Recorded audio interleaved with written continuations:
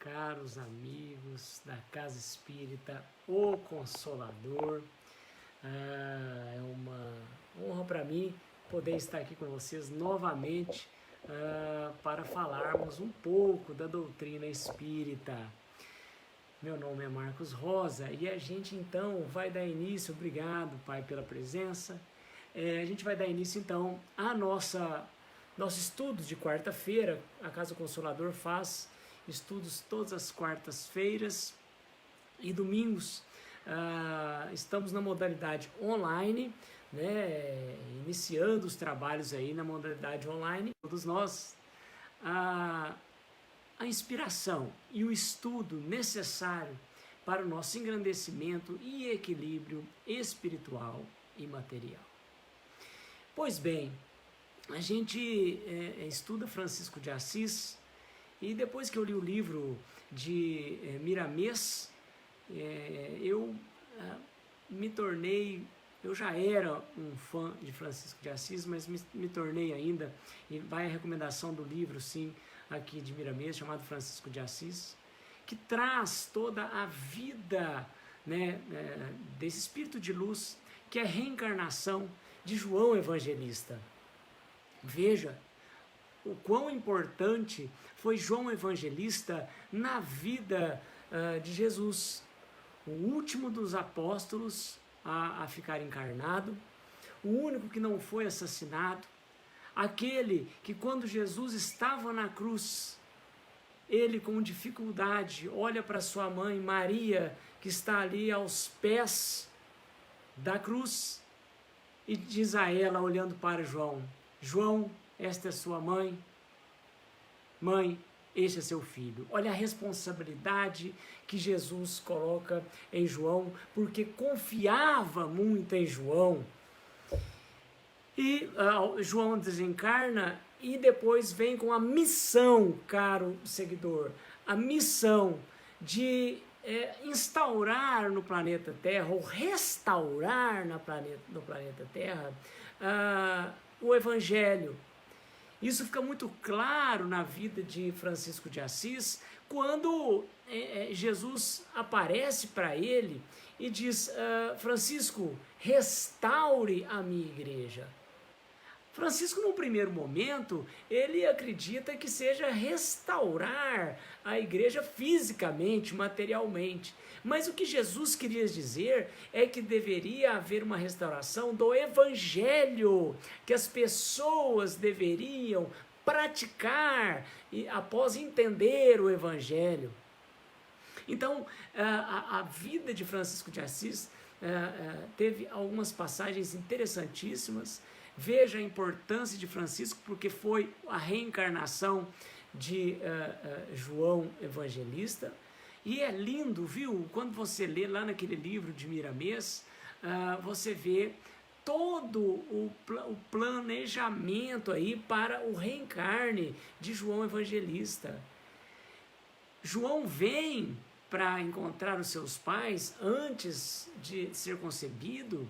Ele vem e pergunta à sua mãe, a dona Picalina, e ao pai, o senhor Bernardone, se eles aceitavam a incumbência de serem pais de João, né? Então ele pede permissão para vir. Olha que grandeza espiritual. Eu fico imaginando a juventude de hoje, se vem um espírito desse de luz para uma menina aí de 18 anos e pergunta para ela: você aceitaria ser a mãe de Kardec, por exemplo? Olha só, você já pensou nisso? Se um espírito vem a você à noite e pergunta: você aceitaria ser a mãe de Kardec? Ser a mãe de Joana de Ângeles? Veja que é uma doação muito grande ser mãe e pai de espíritos de luz como estes. É uma missão. Todos saem de casa, o pensamento é muito mais coletivo, e é um ensinamento para os genitores, né, de humildade e menos egoísmo. Então é algo para se pensar, porque há um planejamento de reencarne desses espíritos superiores. Bom, mas voltando à nossa história, nós temos Francisco, então, a mãe, Dona Picalina, aceita de imediato. O pai, o Bernardone, ele é muito materialista, ele é orgulhoso, ele se intitula o maior dos comerciantes ali de Assis.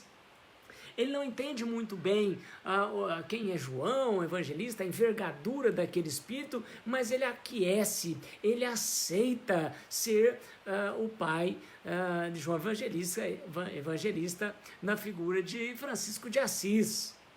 E, caro seguidor, olá Maria Angélica, e meus amigos da Casa do Consolador, a quem eu enalteço em nome do esposo da Maria Angélica, o meu amigo jovem, que já está desencarnado, mas tenho certeza que está aqui conosco.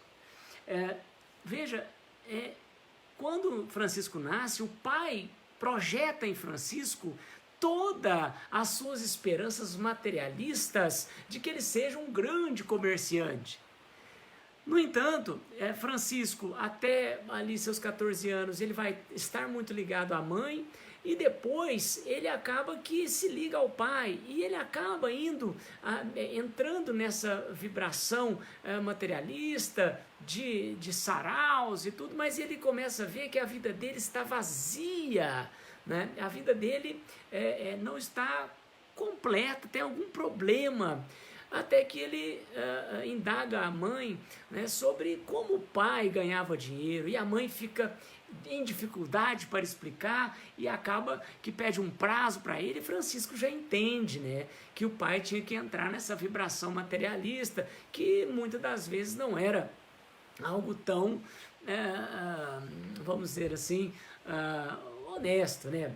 Mas enfim, nós vamos ter o Francisco, então, saindo, ele recebe o Espírito de luz, ele recebe Jesus, e Jesus diz a ele: olha, Francisco, restaure a minha igreja. Francisco, então, mais que depressa, sentindo-se mal com aquele luxo que ele tinha, porque ele era de bom nascimento, né, materialmente falando, ele então sai de casa e vai restaurar uma igrejinha ali de Assis.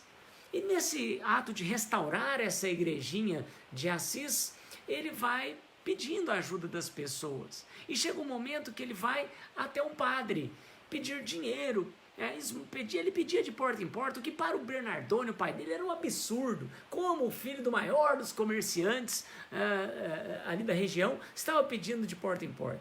E Francisco vai na porta de um padre, e o padre diz: eu não tenho dinheiro. Aí Francisco olha para o fundo da casa e fala assim: tem umas pedras ali, você não poderia me dar? Porque ajudaria muito. E aí o padre diz assim: olha, eu não posso dar, eu posso te vender. E Francisco então compromete-se a levar as pedras e pagar depois. O fato é que Francisco, na sua empolgação, ele acaba que não paga, e o padre vai lá cobrar. E Francisco diz: olha, realmente eu esqueci, mas vou te pagar. No outro dia ele consegue o dinheiro e paga o padre. Mas o padre, ele, ao pegar o dinheiro, porque Francisco diz a ele: eu pensei que o senhor tivesse interesse na construção da igreja, e o senhor então não tem, o senhor está interessado no dinheiro, está aqui o seu dinheiro. E aí eu abro um parênteses, porque Francisco vem à Terra, em que situação, pessoal? Oi, Dom Maria José. Ele vem à Terra para quê? Porque naquela época, a Idade Média, cerca de 800 anos atrás, nosso planeta estava nas mãos de quem? Das cruzadas, das inquisições. E Jesus não estava feliz com isso. A sua orientação estava sendo desvirtuada. Então ele manda João voltar aqui com a incumbência de reconstruir o Evangelho. Daí reconstruir a igreja. Então, veja que é um simbolismo nesse livro lá de Miramês, quando ele fala do padre. Porque o padre, que deveria ter um maior interesse na reconstrução da igreja, estava preocupado com o quê? Com o dinheiro. É a questão da estatização da igreja. A igreja estava muito voltada para essa questão material, esquecendo-se do seu objetivo principal, que era o espiritual, que era o transcendental. Então fica muito claro nesse momento que Francisco vem justamente para que a igreja coloque a mão na consciência.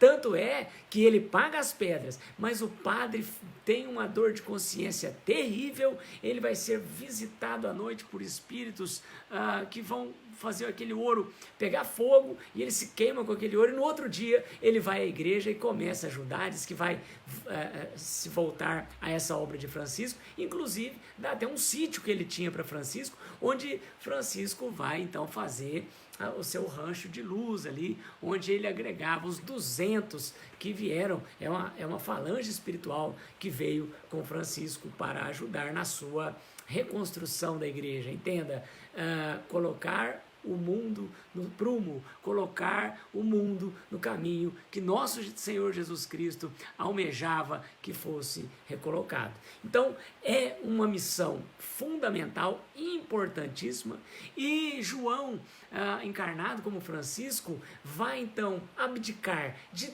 todos os bens materiais, ele não quer nada do Pai, ele diz ao Pai que ele não quer nem o nome dele, né, e vai embora. Ele deixa tudo para trás, roupa e tudo. Tanto é que Francisco de Assis vestia um saco, uma espécie de um saco de linho, amarrado com um cordão. Na maior das humildades e simplicidades, que é o que Jesus pregava. Jesus nasceu numa manjedoura, exemplo de humildade, exemplo de simplicidade. E Francisco, então, começa a plantar este exemplo. E é também muito tocante na história dele, quando ele vai conversar com o Papa, ele tenta falar com o Papa. Marlene Carraro, Dona Marlene, 800 anos atrás, tá? Há 800 anos atrás, nós temos aí onde 1200, 1200 e pouco. Idade média, viu? Obrigado, Marlene, uma honra tê-la aqui. Então, o que acontece? Nós vamos ter Francisco indo até o Vaticano para falar com o Papa, e fica bem demonstrado no livro, né, de Miramês, fica bem demonstrado que ante a suntuosidade do Vaticano, Francisco vai descalço, Francisco vai com a roupa de saco de linho para falar com o Papa, ele sequer é recebido. O Papa manda dizer que está muito ocupado e que não vai atendê-lo, e diz aos seus bispos cardeais: olha, esse rapaz vestido dessa maneira, boa noite, pai, obrigado, esse rapaz vestido dessa maneira não dá para conversar comigo, né? Então, se ele quiser que ele venha aqui mais umas 40 vezes, e talvez eu o atenda. E Francisco, ele estava numa estalagem ali de 2 portugueses, ele ficou nessa estalagem, ele pagava para ficar ali nessa estalagem, mas ajudava também a fazer a comida, porque ele entendia. Olá, dona Beth, obrigado pela presença. Ele achava que onde ele comia, ele tinha que colaborar, e ele limpava, ele e os seus seguidores. Francisco tinha seguidores. E o que acontece? Ele vai várias e várias vezes ao Vaticano, numa demonstração de que a humildade, a simplicidade, ante ao luxo, ao orgulho, deve ser igual água mole em pedra dura, tanto bate até que fura. E Francisco vai até o Vaticano, fica ali na porta e, em síntese, não é atendido. Chega uma hora que o Papa não quer mais nem dar desculpa, e ele diz: olha, eu não vou te atender, manda uma secla falar, eu não vou te atender. E pronto, Francisco vai embora. Francisco vai embora o que acontece? Era para ele ficar super nervoso, né? Irritado, com o orgulho ferido, né? Não, mas Francisco não tinha orgulho ferido. Francisco foi embora. E o que acontece? O Papa fica doente. Ele cai de cama. O livro nos diz que foi lepra. E a lepra, caros amigos, na época era doença mortal. Existia um preconceito terrível. O Papa pega a lepra e ele, mais do que na hora, manda buscar Francisco. E aí o que você acha que Francisco fez? Você acha que Francisco falou assim: eu não, eu tentei lá 40 vezes, ele não me recebeu, eu vou voltar? Você acha que ele fez isso? Nunca. O que Francisco fez? Opa, o Papa quer falar comigo, eu vou lá. E Francisco volta. Abro um parênteses. Isso é um ensinamento para a gente deixar de ter dor de cotovelo, de ter orgulho ferido. Às vezes, as pessoas te machucam, elas vão te machucar mesmo. Você está num mundo de expiação, a pessoa vai te machucar. Agora, se você ficar com orgulho ferido, você vai entrar na mesma vibração dela. Talvez quando ela precisar de você, é o momento de você acalentá-la. Porque Jesus já dizia, nós temos que combater o mal com o bem. Buda também dizia isso. E Francisco de Assis vai dizer isso na sua bela oração. Olha, Francisco volta, é recebido pelo Papa, o Papa está mal, o Papa está na cama às vésperas do desencarne. E chama Francisco para pedir perdão. E Francisco então chega no Papa e diz, olha, Papa, eu vim cá, como o senhor pediu, e o Papa não pede só perdão, ele não vai pedir a cura. Só que Francisco ouve uma voz e diz assim, ore ao alto e peça por esse enfermo. E Francisco, sentindo a influência espiritual, começa a dizer, Senhor, fazei-me instrumento da vossa paz. Onde houver ódio, que eu leve o amor. Onde houver ofensa, que eu leve o perdão. Onde houver discórdia, que eu leve a união. Onde houver dúvida, que eu leve a fé. Onde houver erro, que eu leve a verdade. Onde houver desespero, que eu leve a esperança. Onde houver tristeza, que eu leve a alegria. Onde houver trevas, que eu leve a luz.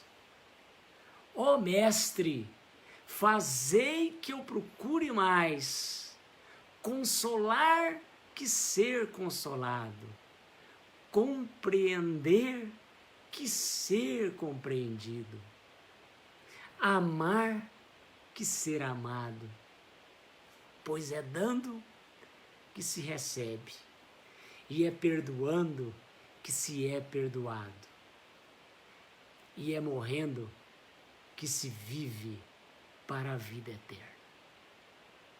Se você sentiu eflúvios vibratórios aí, como eu estou sentindo aqui, é que você está em vibração com o alto. E quando Francisco acaba de dizer essas palavras, o Papa está curado. Numa demonstração de que até aquele que não quis saber de Francisco, que não quis saber daquele ser simples, teve o direito de conseguir a cura. Então, quem somos nós para julgarmos? Então, a partir daí, dessa oração, o nosso estudo parte para estudar cada palavra, cada frase dessa oração, para que nos enalteça no nosso dia a dia. Então nós vamos começar assim, ó. Senhor, fazei-me instrumento da vossa paz. Quando você lê essa frase, o que vem à sua mente? Olha, Senhor, fazei-me instrumento da vossa paz. Quer dizer que Deus, que você tem que estar disposto a ser instrumento da vontade de Deus. Deus quer que você haja de acordo com o que Ele pense. Isso é difícil? É, mas não é impossível.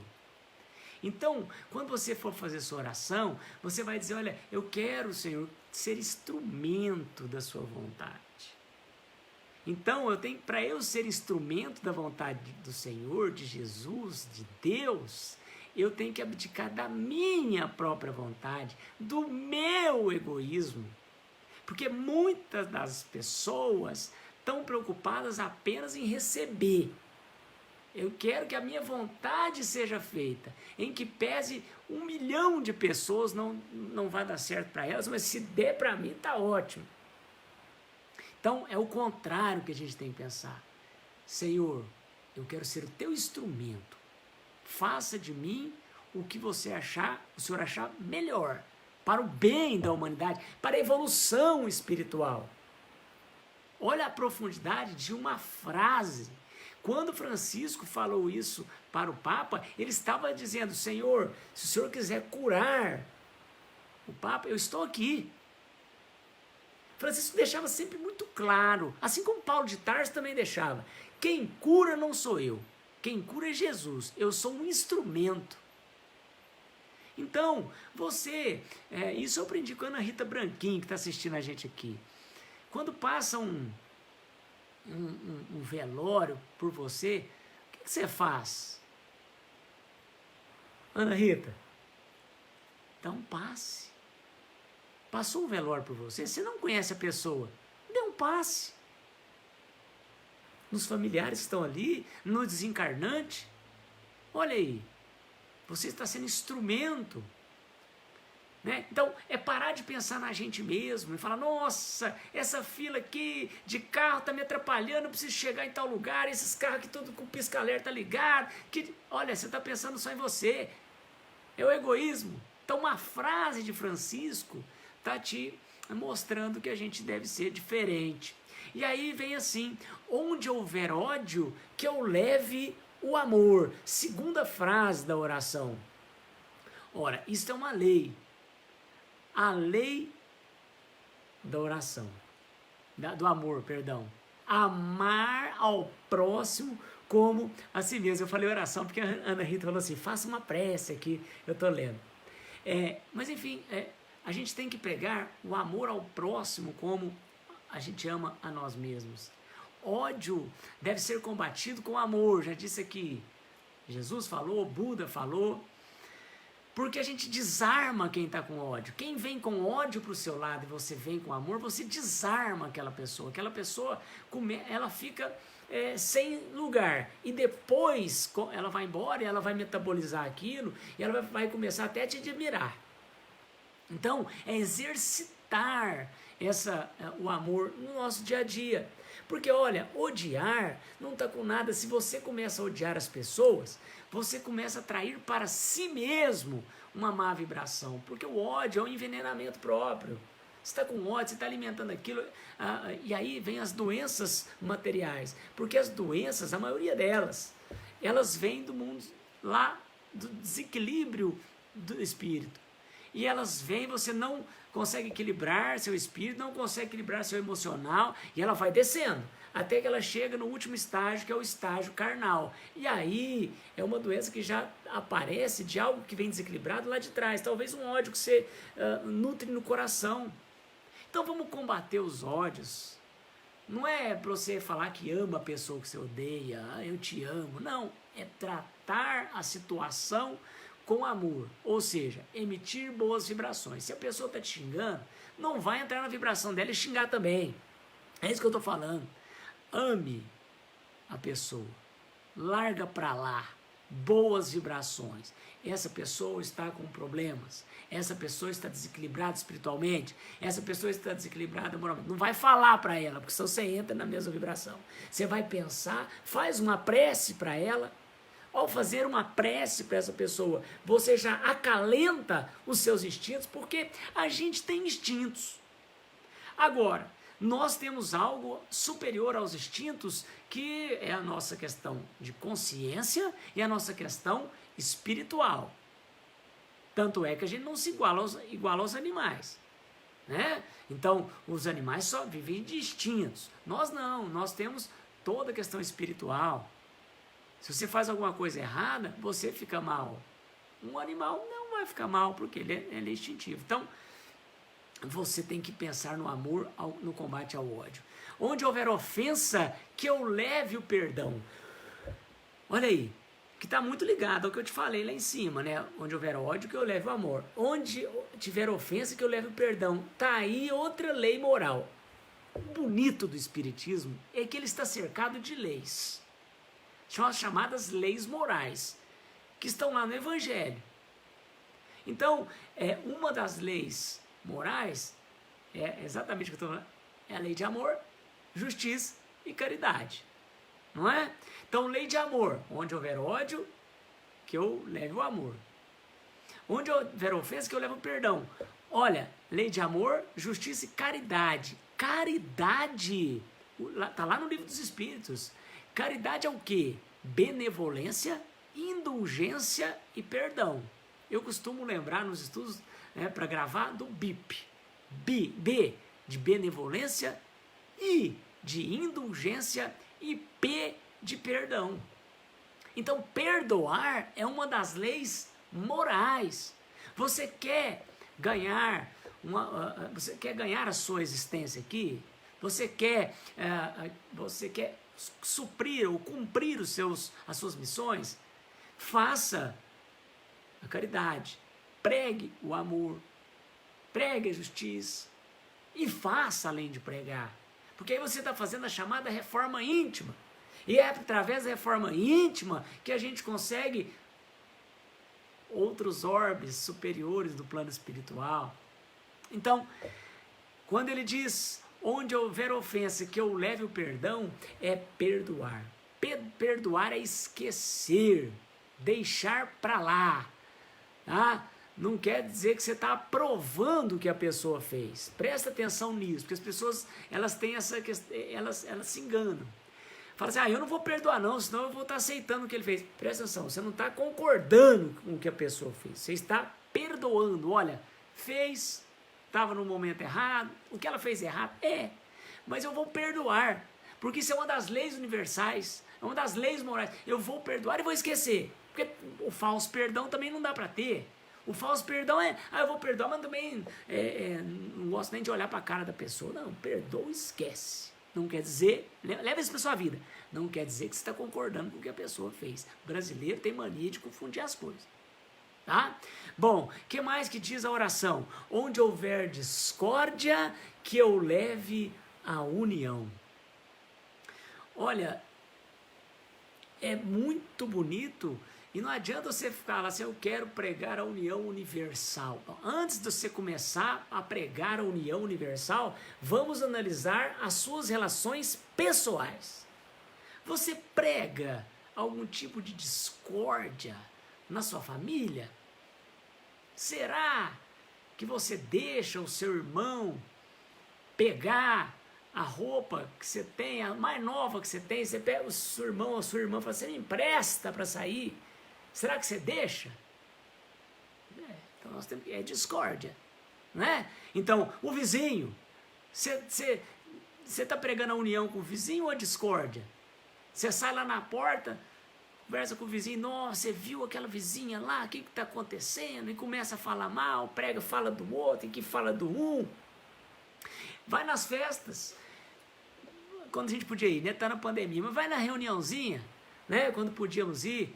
A maioria das pessoas está falando mal das outras, pregando a discórdia, porque falar de alguém que não está presente é dar aso a uma fofoca, vai chegar no ouvido da outra pessoa que você falou e está pregada a discórdia.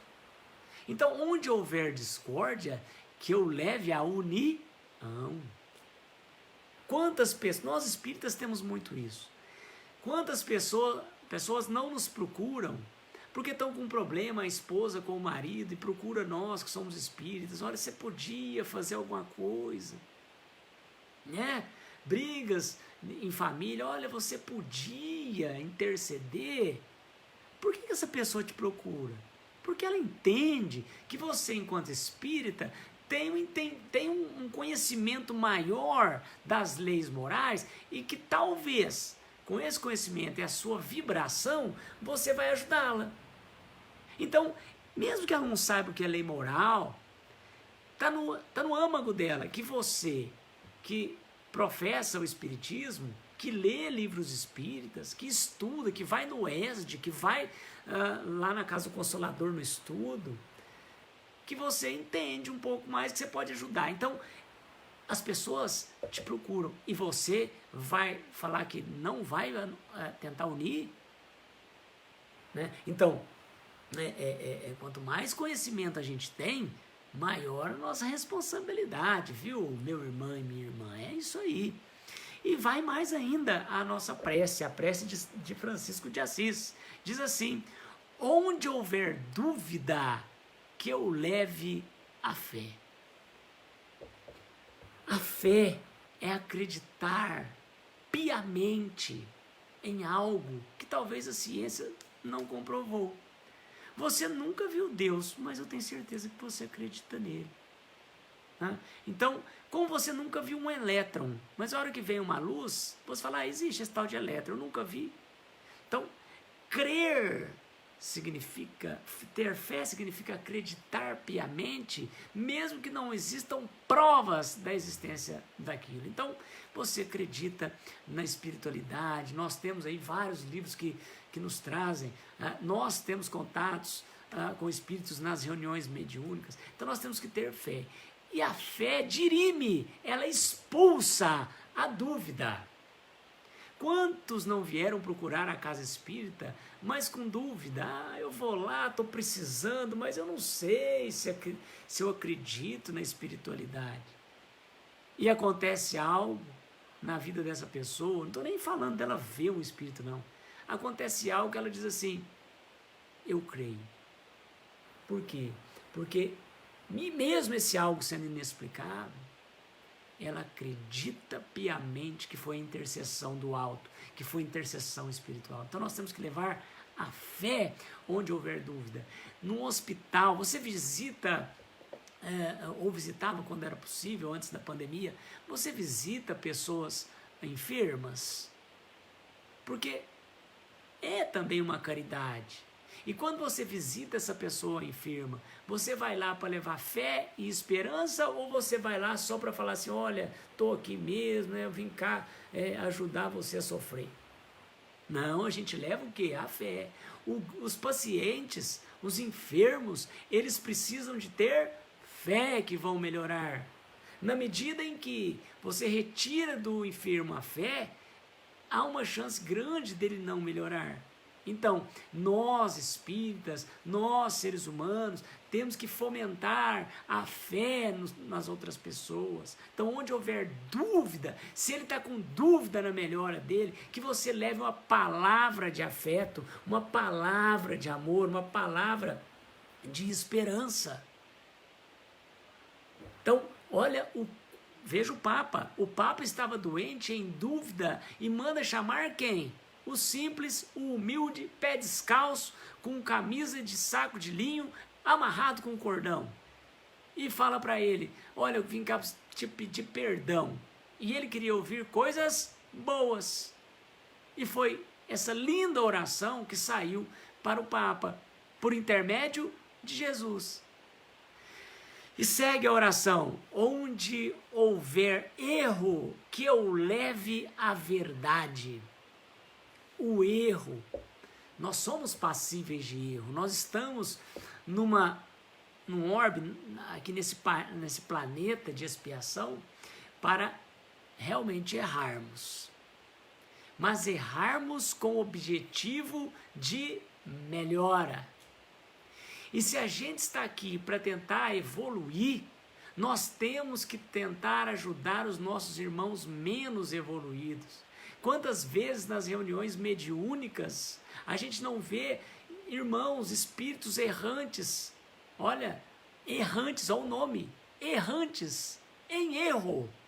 Eles estão na erraticidade, muitos deles por desconhecer a doutrina espírita, muitos deles por desconhecer e acreditar em qualquer espiritualidade. Não estou falando nem de espiritismo, estou falando de espiritualidade, que Kardec deixa muito claro no início do Livro dos Espíritos, ele faz essa diferença.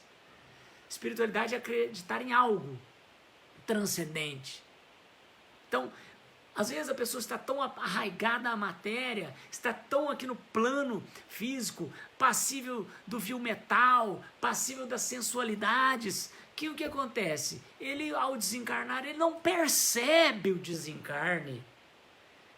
Então, às vezes, o irmão na mediúnica, o espírito que vem na reunião mediúnica, ele está ali assim, mas o que eu estou fazendo aqui? Eu não estou no hospital? Aí, quando você apresenta para ele um ente querido dele que já desencarnou, ele assusta e fala, mas essa pessoa já morreu. E ele não entende, ele está errando, ele está em erro. E aí cabe a nós colocarmos a verdade para ele. O médium, todos nós somos médiums, mas o médium que desenvolve essa estabilidade, ele tem uma missão muito grande, que é trazer esse espírito errante para um hospital, para a regeneração, através da verdade. Então, verdade, sermos verdadeiros ante aos erros. Você errou, viu que errou? Humildade para aceitar que errou. E vamos em frente. Não tapar o erro com uma mentira, porque a mentira é um castelo de areia, um castelo de cartas que vai ao vento ser levado e você cai no descrédito. A nossa oração continua assim: onde houver desespero, que eu leve a esperança. A esperança é fundamental em nossas vidas. A esperança de que nós vamos ter uma vida melhor no plano espiritual carece apenas e tão somente da sua prática do Evangelho no seu dia a dia. Você pratica o Evangelho no seu dia a dia, porque não adianta você saber o Evangelho segundo o Espiritismo inteiro de cor, saber todas as questões do Livro dos Espíritos e do Livro dos Médiuns e não aplicar nada na sua vida diária. Você tem feito algo nas suas preces? Aliás, você faz prece? A prece é a grande ligação que nós temos com o plano espiritual, capaz realmente de remover montanhas. A prece de uma mãe, ela remove montanhas. E a gente fala a prece da mãe porque a mãe joga o coração, joga a emoção quando faz a sua prece. E por que você não faz uma prece com emoção, não faz uma prece de coração? Porque balbuciar palavras decoradas não vão te levar a lugar nenhum. Quando você faz as suas preces, você olha para si próprio e pergunta o que você fez de bom no dia de hoje, ou o que você fez de errado no dia de hoje, e o que você poderia fazer para poder suplantar esse erro. Pois é, a gente tem que ter, primeiro, essa noção de nós mesmos e de que a gente tem feito de errado. A vida é um eterno palco que gira ao nosso redor, e se você fica errando sempre, o palco fica girando sempre igual. Exemplo, você já viu aquela pessoa que fala assim: eu sou filha de alcoólatra e acabei casando com um alcoólatra? Aí ela divorcia do alcoólatra e fala assim: estou namorando com o alcoólatra agora. Por quê? A vida já mostrou a questão do alcoolismo com o pai, ela nada fez, mostra o alcoolismo com o marido, ela nada fez, divorcia, e mostra o alcoolismo com o namorado. Quer dizer, a vida, ela está girando em torno dessa pessoa e ela não está se encontrando para poder subir o nível, alterar essa roda que fica girando infinitamente. Então, cabe a você, se isso está acontecendo com você, seja por questão econômica, todo mês eu tenho um problema econômico, né? Seja uma questão amorosa, todo mês eu tenho uma dificuldade amorosa. A vida está te mostrando algo e que talvez você não está enxergando. E eu vou te dizer, enquanto você não enxergar, a vida continuará rodando com o mesmo cenário ao seu redor. Talvez por outras existências, porque aí você não resolve nessa. Quando você reencarnar, volta a vida te ensinar. Se você não pegar onde está o erro, você continuará. Então vamos evoluir? Como é que a gente evolui? Olhando para nós mesmos. Então comece a se olhar, ver onde está o erro. Pega aquele problema que está te acabrunhando, que está te dificultando a vida e fala: deixa eu ver. O que eu estou fazendo de errado para todo mês acontecer a mesma coisa? Para toda vez acontecer algo comigo? Então, reflita. Né? É importante, o momento de prece é fundamental para isso. Né? Segue a nossa prece: onde houver tristeza, que eu leve a alegria. Já dizia Jesus, esse mundo não é um mundo de felicidade. Mas não é porque Jesus disse isso que nós vamos ficar em eterna tristeza. Ora bolas, é possível a gente levar a alegria perto dos tristes. Emmanuel já dizia, uma conversa triste com uma pessoa triste, acaba entristecendo todo mundo. Vamos repetir o que Emmanuel disse? Acho que foi no livro O Companheiro. Uma conversa triste com os tristes torna todo mundo triste. Então, você já viu que quando a pessoa é muito negativa, ninguém fica muito perto dela? Porque isso repulsa. É aquela pessoa que você fala assim, e aí, tudo bem? Aí a pessoa fala assim, não muito bem. E aí ela começa a tecer os seus problemas. Então, cabe a você tentar alegrar essa pessoa, tentar trazê-la para a vibração boa, porque ela começa a afundar nas suas más vibrações. Ela começa a entristecer não só a ela, mas a todas as pessoas ao seu redor. Então, é garantir a alegria. Veja que há muitos movimentos de caridade que vão nos hospitais e levam palhaços para levar alegria aos pacientes, muitos deles em estado terminal.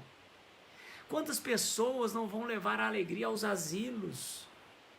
Né? Então, levar alegria é triste.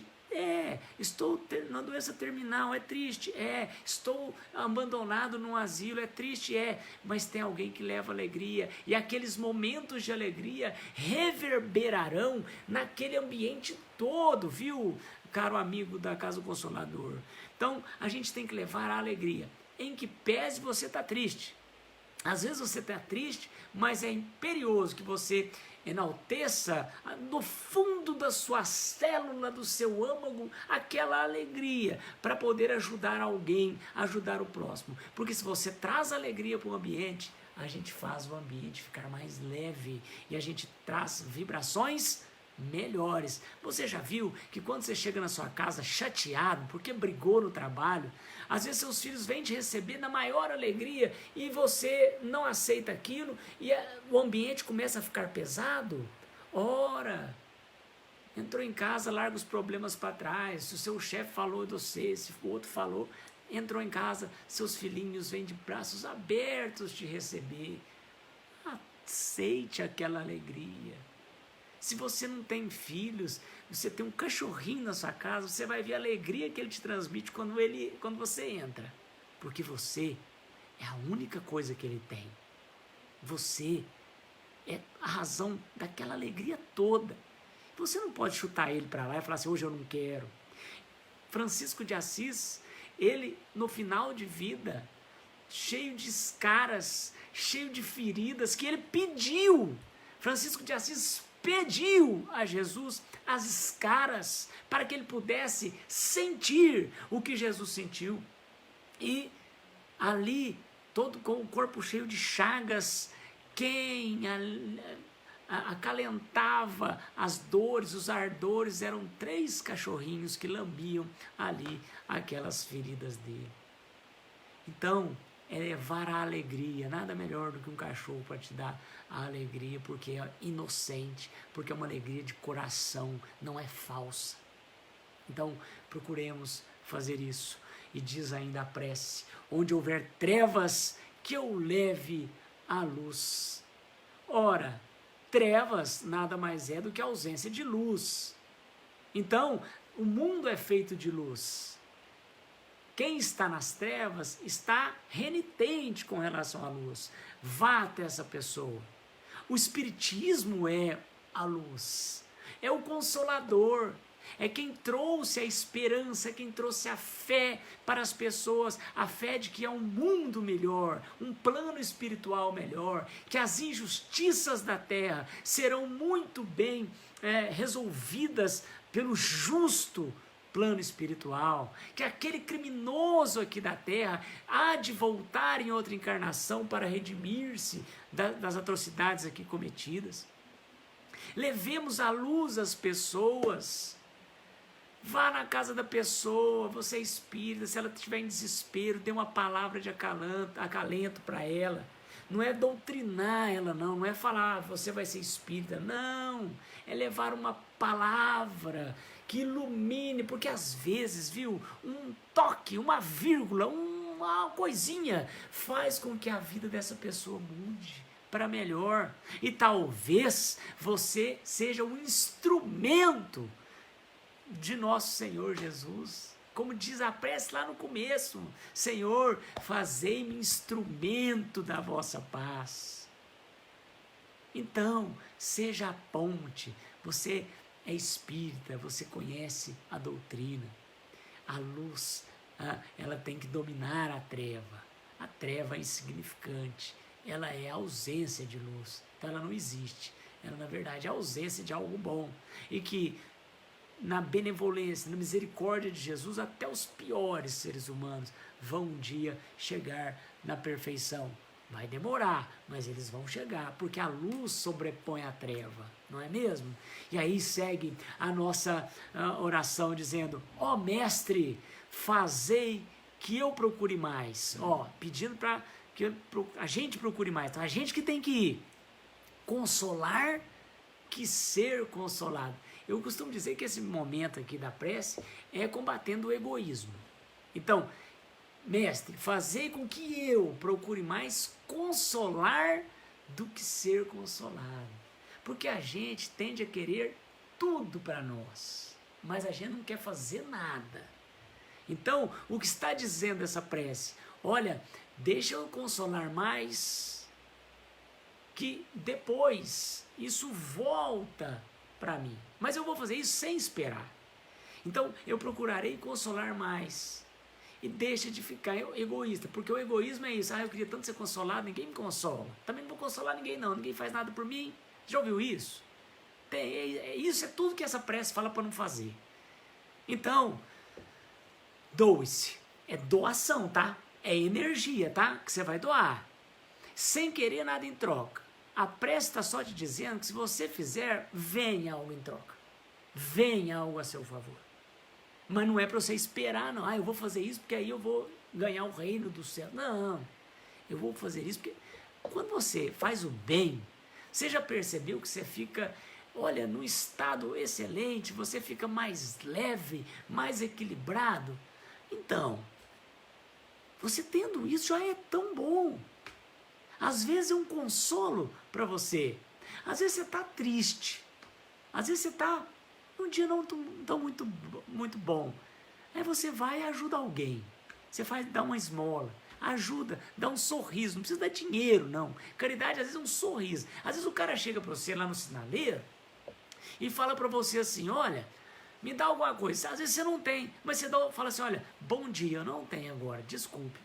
Esse cara, você já fez isso? Essa pessoa, é melhor que você ter dado dinheiro para ela. Por quê?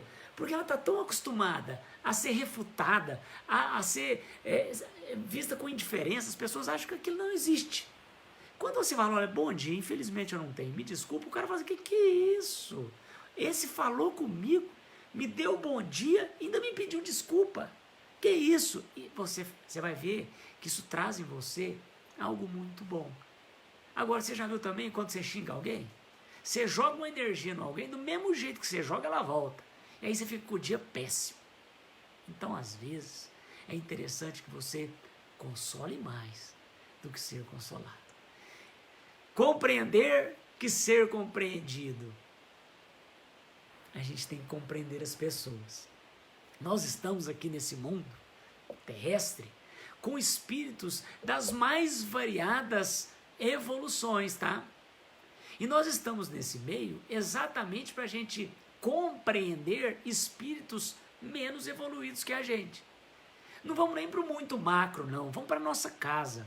Às vezes, e aí, Kardec também fala isso no Livro dos Espíritos, que no seio familiar é que estão as grandes diferenças de evolução. E que você foi colocado nesse seio familiar justamente para compreender mais do que ser compreendido.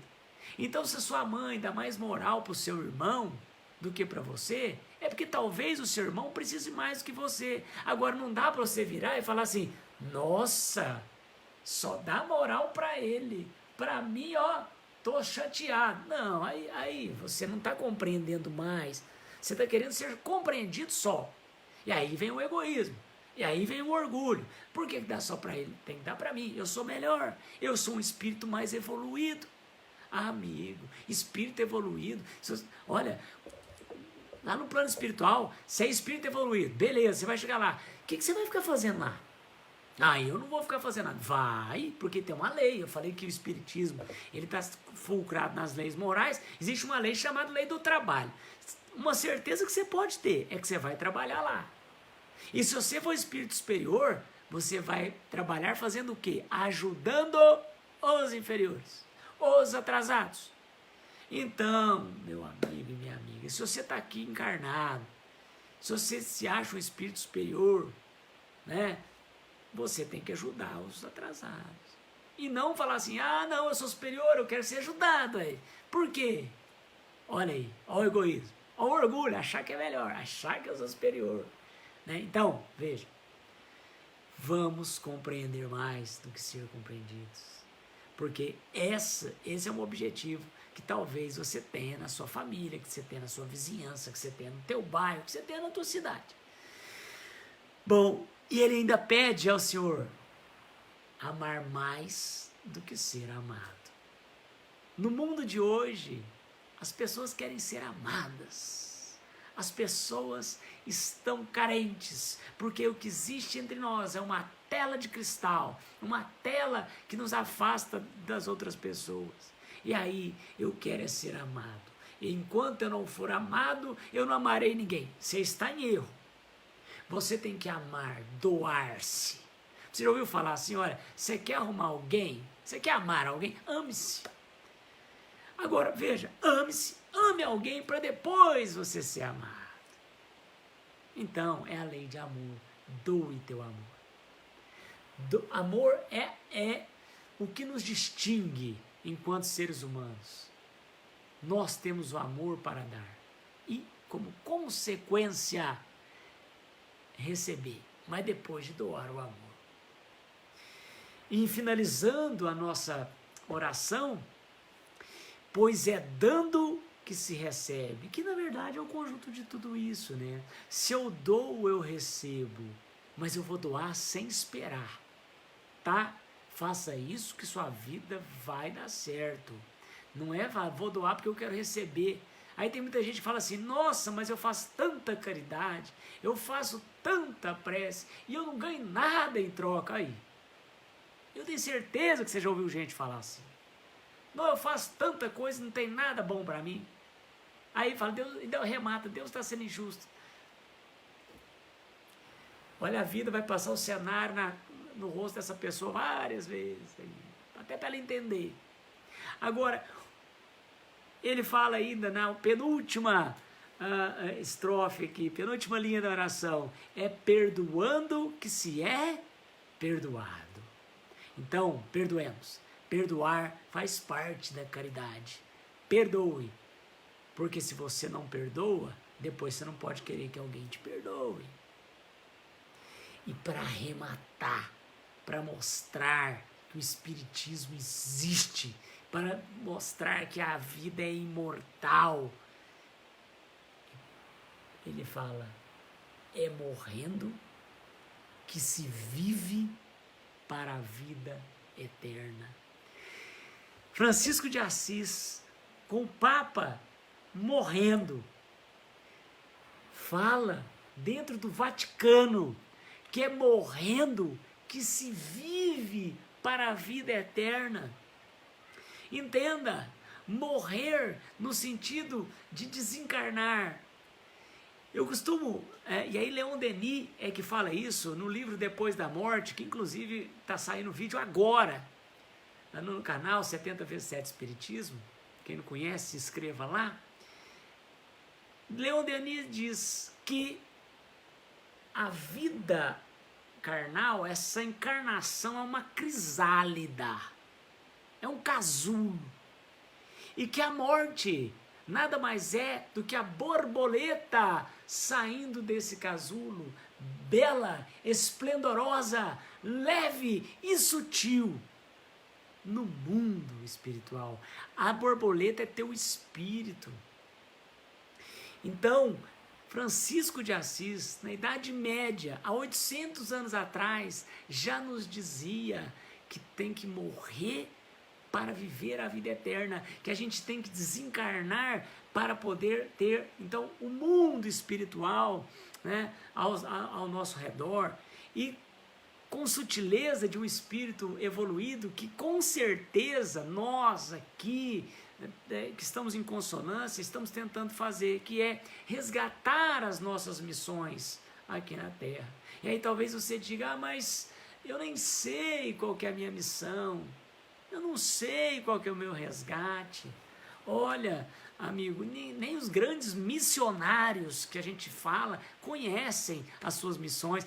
Francisco de Assis, ele era um missionário, ele era João Evangelista, mas por muitas vezes ele pediu o auxílio de Jesus. Então, se você não sabe qual é a sua missão, seu resgate a ser feito, não se preocupe, aliás, ninguém sabe. A vida vai te mostrando e você tem que saber ler isso daí. Leon Denis fala nesse livro, Após a Morte, Depois da Morte, exatamente isso. Ele diz, olha, é como se fosse a vida é como se fosse um momento de hipnose. Né? E esse livro é legal porque ele dá muitos desses embasamentos científicos. Ele diz, olha, quando o hipnólogo te hipnotiza, ele está dando um exemplo, te hipnotiza, e ele fala para você assim, olha, você vai esquecer o número 3, aí ele fala, acorda, aí ele fala, conta, aí a pessoa fala, 1, 2, 4, 5, 6, aí ele fala, ué, pulou algum número? Ele fala, não. Ou seja, ele esqueceu, por indução do hipnólogo, o número 3, né? E ele compara com o mundo espiritual. Quando a gente está no mundo espiritual e a gente tem uma missão, vai ser passada para você a missão. Você sabe qual é. Quando você encarna, você esquece. Importante esquecer. Você esquece. Só que fica registrado como a hipnose. Como se tivesse o número 3 lá. Chega uma hora que isso vai despertar em você. É óbvio que não vai despertar assim, 3, 3, 3, 3. Mas você vai sentir. E esse é o momento de você agir. Você já ouviu falar que a vida te leva? Pois bem, a vida te leva. E uma das grandes emoções da minha vida foi ter sido levado para a Casa Espírita O Consolador há exatos 7 anos atrás, onde eu pude conhecer pessoas que me deram a maior atenção, que me deram a maior das coisas que um homem pode ter, que é a amizade, a irmandade. E é com essas palavras emocionadas que eu quero agradecer a toda a comunidade, o Consolador, que me deu a oportunidade de falar pela primeira vez lá naquela sala tão saudosa para mim, da Casa Espírita Consolador, e que com certeza, porque nós temos esperança, ela é a última que morre, nós um dia, muito brevemente, estaremos lá de novo. E é com muita honra, muito prazer que eu agradeço o convite e quero de público dizer que a cada convite que me for feito, eu aqui estarei, porque tenho muito amor para doar a todos vocês que já me doaram uma enormidade desse amor tão fraterno da Casa Espírita O Consolador. Muito obrigado por todos aqui que vocês que me acompanharam. Eu quero pedir aqui um Pai Nosso para todas aquelas pessoas que estejam necessitadas. Vamos em comunhão vibratória rezarmos um Pai Nosso, porque quando mais de uma pessoa está pensando em Jesus, Jesus aqui está. Que nós oremos pelos enfermos, que nós oremos pelas pessoas nos hospitais, pelas pessoas que não têm o que comer, pelas pessoas que não têm o que vestir, pelas pessoas que estão necessitadas, seja de que forma for. Eu concito então a todos que nós oremos o Pai Nosso para encerrarmos a nossa reunião. Pai nosso que estais nos céus, santificado seja o vosso nome. Venha a nós o vosso reino. Seja feita a vossa vontade, assim na terra como nos céus. O pão nosso de cada dia nos dai hoje. Perdoai as nossas ofensas, assim como nós perdoamos a quem nos tem ofendido. E não nos deixeis cair em tentação, mas livrai-nos do mal. Amém. Obrigado a todos que aqui estiveram e nos acompanharam. Um forte abraço e até a próxima, viu, pessoal? Tudo de bom para vocês. Um abração.